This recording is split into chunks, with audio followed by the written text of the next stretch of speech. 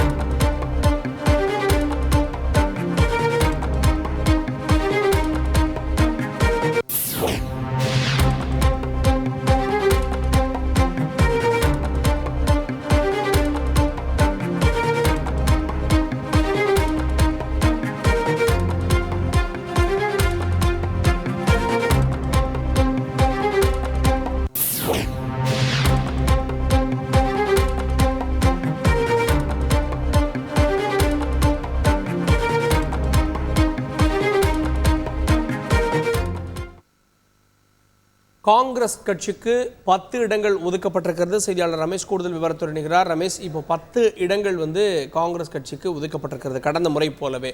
ஆனால் ஒரே ஒரு தொகுதி கூடுதலாக இப்போது திமுக கூட்டணிக்கு கிடைக்கிறது, பெரம்பலூர் தொகுதி. யார் யார் எந்த சின்னத்தில் போட்டிடுறாங்க? ஒட்டுமொத்தமாகவே இந்த திமுக கூட்டணி முழு வடிவத்தில் தன்னுடைய தொகுதி பங்கீட்டை நிறைவு செய்திருக்கிறது. எந்த வகையில் அது முடிவடைந்திருக்கிறது? விவரங்கள். திமுக கூட்டணியில் காங்கிரஸ் கட்சிக்கு கடந்த முறை போலவே 10 தொகுதிகள் ஒதுக்கப்பட்டிருக்கிறது.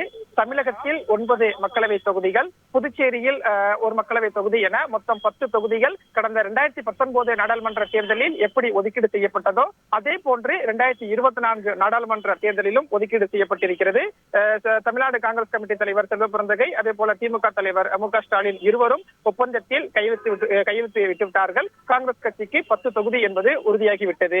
காங்கிரஸ் கட்சிக்கு 10 தொகுதி ஒதுக்கப்பட்டு கூட்டணி கட்சிக்கான அந்த தொகுதி ஒப்பந்தத்தையும் திமுக இறுதி செய்துவிட்ட நிலையில் வரக்கூடிய நாடாளுமன்ற தேர்தலில் திமுக 21 மக்களவை தொகுதிகளில் நேரடியாக போட்டியிடுவதும் உறுதியாகிவிட்டது. கடந்த முறை நாடாளுமன்ற தேர்தலில் திமுக 20 தொகுதிகளில் நேரடியாக போட்டியிட்டிருந்தது. வரக்கூடிய நாடாளுமன்ற தேர்தலை பொறுத்தவரைக்கும் திமுக 21 தொகுதிகளில் நேரடியாக போட்டியிடுகிறது. மேலும் திமுக கூட்டணியில் இருக்கக்கூடிய கொங்கு நாடு மக்கள் தேசிய கட்சி உதயசூரியன் சின்னத்தில் போட்டியிடுகிறது. எனவே திமுக சின்னமான உதயசூரியன் சின்னத்தில் மட்டும் 22 இடங்களில் திமுக போட்டியிடுகிறது என்பதையும் நாம் இந்த இடத்துல முக்கியமா பார்க்க வேண்டியிருக்கு. கடந்த 2019 நாடாளுமன்ற தேர்தலை பொறுத்த வரைக்கும் உதயசூரியன் சின்னத்துல திமுக 24 தொகுதிகள்ல போட்டிட்டு இருந்தாங்க.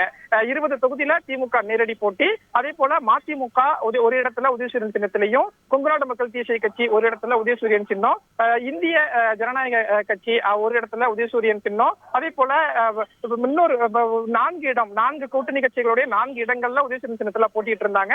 ஆனா இந்த முறை 22 இடங்கள், 2 தொகுதி குறைவாக 22 இடங்கள்ல திமுக உதயசூரியன் சின்னத்துல போட்டியிடுவதை பார்க்க முடிகிறது.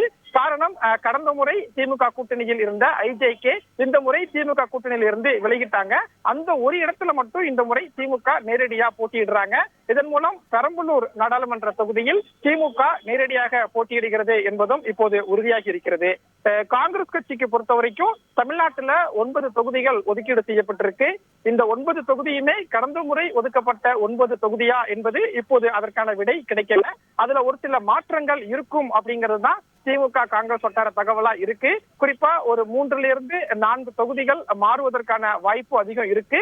காங்கிரசுக்கு கடந்த முறை ஒதுக்கப்பட்ட ஒரு சில தொகுதிகள்ல திமுக இந்த முறை நேரடியா போட்டியிடணும். குறிப்பா தேனி உள்ளிட்ட ஒரு சில தொகுதிகள்ல திமுக நேரடியா போட்டியிடணும் அப்படின்னு விரும்புறாங்க. எனவே அதனாலதான் இந்த தொகுதி என்னென்ன என்பது அடையாளம் காணாமல் 9 தொகுதி தமிழகத்துல அப்படிங்கிற எண்ணிக்கை மட்டுமே இப்போ அடையாளம் காணப்பட்டிருக்கு.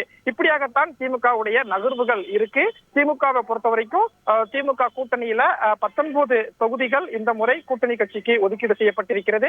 21 தொகுதிகளில் திமுக நேரடியாக போட்டியிடுகிறது என்பதுதான் இப்போது நமக்கு அதிகாரப்பூர்வமாக கிடைத்திருக்கக்கூடிய தகவல். ஓகே, எந்தெந்த தொகுதிகள் அப்படின்றத தொடர்ந்து இணைப்புல இருங்க ரமேஷ். செய்திகளை உடனுக்குடன் தெரிந்து கொள்ள உடனே சப்ஸ்கிரைப் பண்ணுங்க.